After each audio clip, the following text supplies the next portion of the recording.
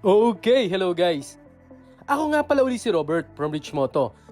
Gagawan ko lang ng comparison itong Firefly B6 versus sa Mini.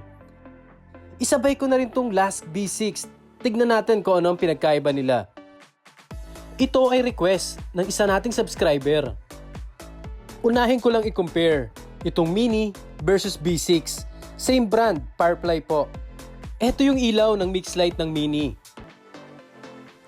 Sinubukan ko pong itaas yung voltage para malaman kung tataas pa yung output power nito. Kaso kahit itaas ko po yung voltage is wala pong nangyari. Same pa rin po yung power output ng ilaw na ito. Regulated po kasi ito ng kanyang ballast. Kaya kahit gaano kalakas na power ang ilagay natin dito, hindi na po magbabago ang ilaw nito.